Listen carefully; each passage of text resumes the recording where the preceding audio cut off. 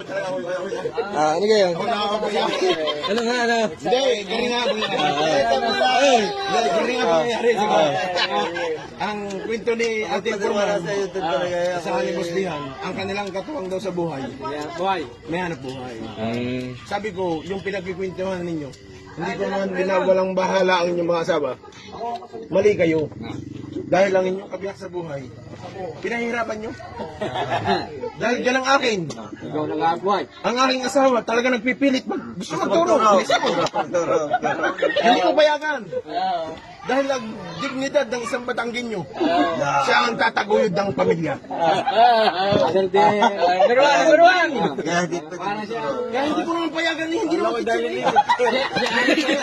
kitchen. Ano? Kaya hindi gusto magturo. Gusto magturo. Ay, hindi mo payagan. Hindi ko payagan. Hindi mo payagan.